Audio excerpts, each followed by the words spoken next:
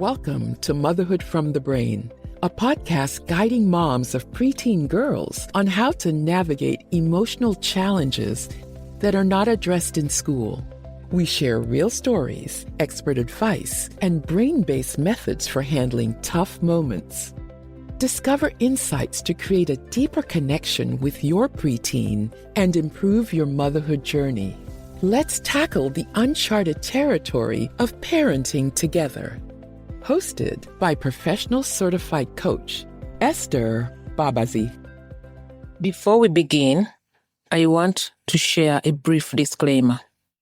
I am not a psychiatrist, psychologist, or any other licensed mental health professional. On this podcast, Motherhood and the Brain, I share what has personally helped me improve my mental and emotional well-being. My hope is that by sharing my experiences, I might help even one mother out there who is struggling. Welcome back to the Motherhood and the Brain podcast. This is episode number 56. My name is Esther Babazi.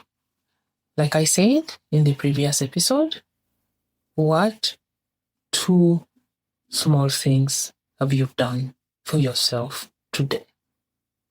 I want you to make it a practice every time you go to bed. I'm now assuming that maybe you're listening to this at the end of the day. Let us say you're listening to it in the morning. I want you to spend your day to find 2 positive things that you will do today. If it is in the evening, 2 small things, 2 positive things that you did today for yourself. Did you think something positive about yourself? Did you give yourself acknowledgement for something that you did? Did you treat yourself with grace and kindness when something did not go the way you expected it to? Did you become curious about a thought your brain threw your way? When your brain throws something at you, did you just take it as a whole, or did you take it and look at it like, I wonder what this is about? And in order for you to know that what you are thinking is a positive or helps you, you feel it in your body. You feel like there is a vibration, a movement, and a sensation in your body. So I want you to try and look for that. Okay? Let's get started on today's episode. So, I just want to say that I don't consider myself claustrophobic, but there's something about driving through tunnels, especially longer tunnels, that terrifies me. A few years ago, I avoided driving through tunnels altogether, at least longer tunnels altogether, especially the ones where I did not see the end. I would reroute, take the longer way, to skip the part where I had to be in a tunnel. So mastering driving through tunnels was one of the first things that I got coaching on many years ago. So I had not driven through a longer tunnel, until last week. The road sign outside of the tunnel said 2.8 kilometers. But to me, it appeared to be over 5 kilometers. I know. Yeah, my coach says I'm very dramatic, but I don't know. That is what it felt to me. It was a 2-way traffic, no exits, no shoulder. And the moment I entered the tunnel, my heart was pounding so hard, it felt like someone was slamming against my chest. Someone was beating a drum inside of my ribcage, and I'm not exaggerating. That is how it felt. My mouth went dry, my throat was tight, and I felt like I had needles in my throat. My fingers gripped the steering wheel like it was the only thing keeping me safe. And I could feel my body going higher and higher in alertness.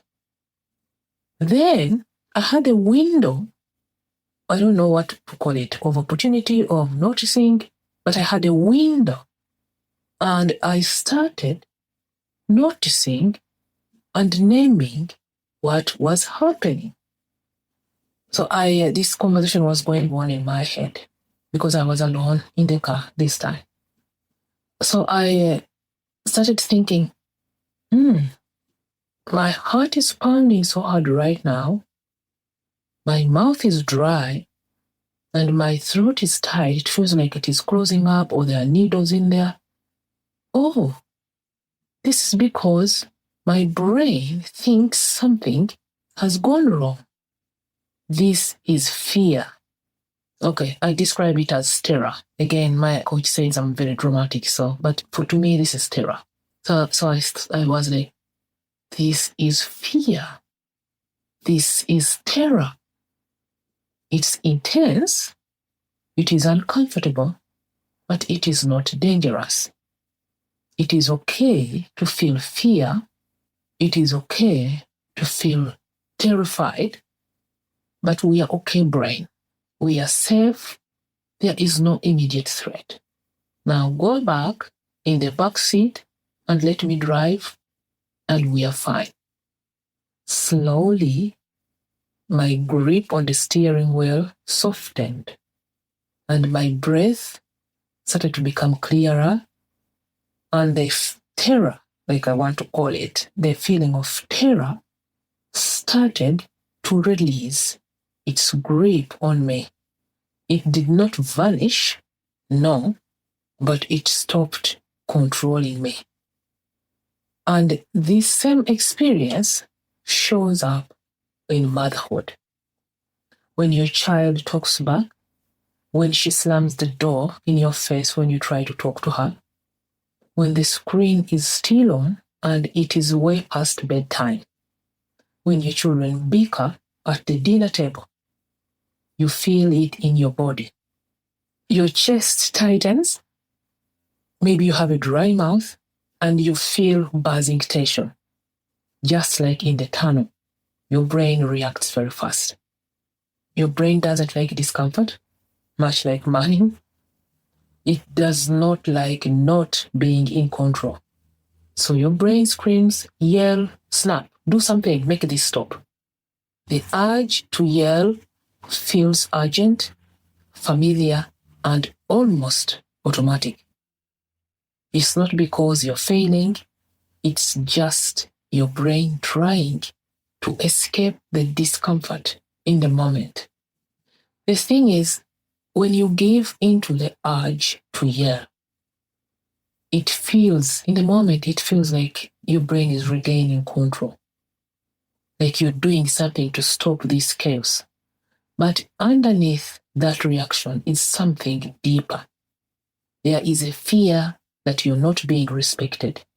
There is a fear that you are not enough, that you are failing in the one place you want most to get it right. And when the yelling stops and the silence settles in, you are left alone with those thoughts. The guilt, the shame, and the whispers, this isn't the moment I want to be, become louder.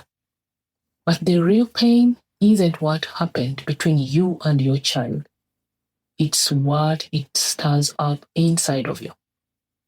And I have since learned that this isn't about being more patient. It's not about never feeling triggered. It's about what happens in the moment.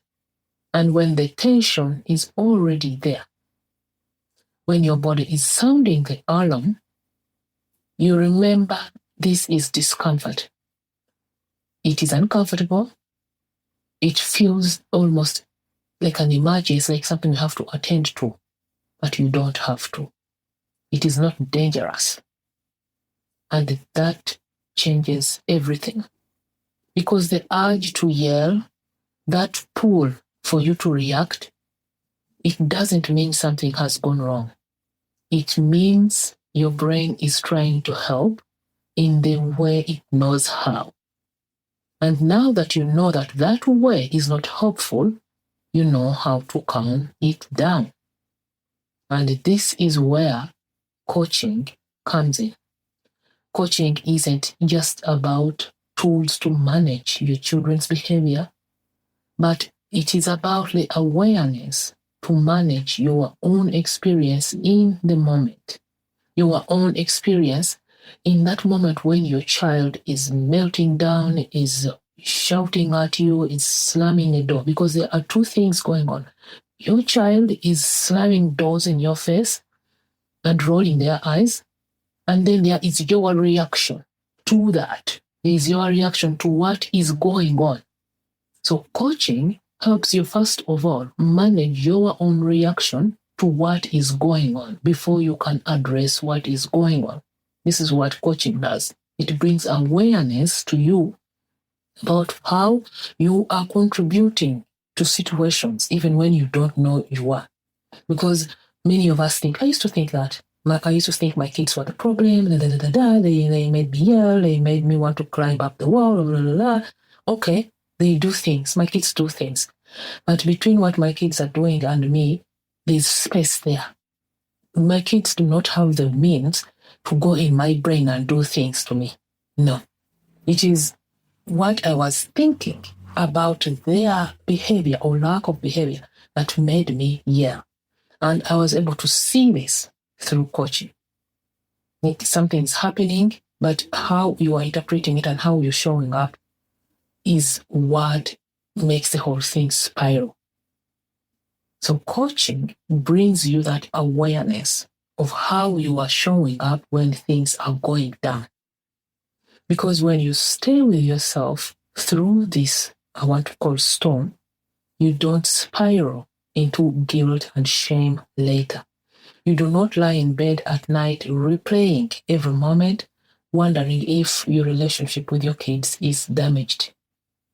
When you learn how to manage your own reactions to your kids' behavior, you go to bed feeling steady, you feel aligned, like you showed up as the man that you want to be.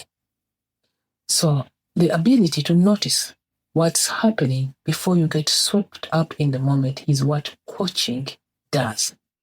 When your child is rolling their eyes at you or is slamming doors in your face when you try to talk to her, or when your child is trying to pull you into arguments, like the ability to notice what is going on before you are pulled in the argument is what coaching does. The ability to let the wave of frustration, the rising heat in your chest, to let that ride in the backseat, like I said, in the tummy, while you stay connected to the mom you want to be, while you respond with intention instead of impulse. This is all what coaching does.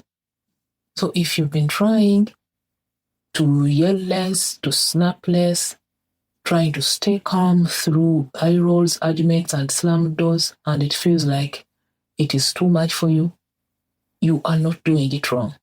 You are not emotional. You are not broken. You are just in a tunnel, and there is a way through. Even when the urge is very loud, because sometimes it feels like you have to do something right now. The brain is like, don't you see how they're behaving? Are you just going to let them do that? Are you just going to let them speak to you like that? Do something, do something. That urge to do something is just the brain feeling discomfort, and it wants you to act so it does not feel discomfort. You just have to create space for that urge to be there without you acting on the urge. And this is what coaching does. You create space for the urge to yell. You want to yell. You want to snap. Like everything in you is screaming, yell. You just notice it. We call that creating space for it. You notice what your brain is doing. It's sounding an alarm. One of my teachers uses this analogy of you are in a hotel and the fire alarm goes off. You don't rush out in the corridors. You sit still and wait for the next instruction. And while you're sitting still, that alarm is blaring. It feels uncomfortable, but it is not dangerous. You know it is not dangerous. It is just a sound that makes noise, but you can sit through it as you wait for the next instructions. So it is the same thing. When your kids are doing things or not doing things and your brain is like, do something, Are you just going to sit there? Are you just going to let them speak like that? Act now. It is uncomfortable, but it is not dangerous. You just have to sit with it and examine it and go in your body and find. Remember how I said my throat was tightening up?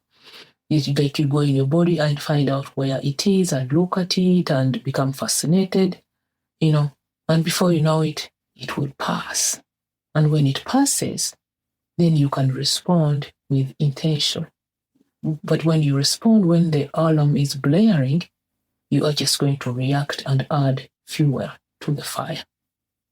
So if you would like me to help you, go to www.masteryourwellbeing.com/coaching and sign up for a session just for you to see what coaching is about.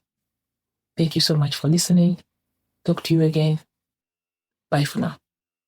What if you could feel in control of your reactions, even when your preteen is pushing all your buttons?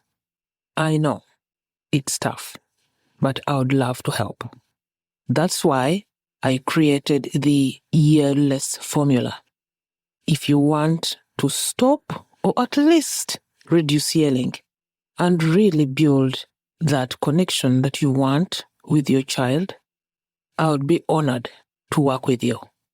Just head over to www.masteryourownwellbeing.com/coaching to grab a spot for a complimentary call to get a feel of what coaching is and how coaching works.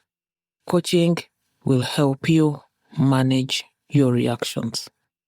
www.masteryourownwellbeing.com/coaching. See you there. Thank you. Thank you for tuning in to today's episode. Your time means the world to us. If you found this episode valuable, we would be immensely grateful if you could spare a moment to visit Apple Podcasts and share your thoughts through a review. Your feedback plays a vital role in helping fellow moms discover our podcast and enrich their own motherhood experiences. Take care and bye for now.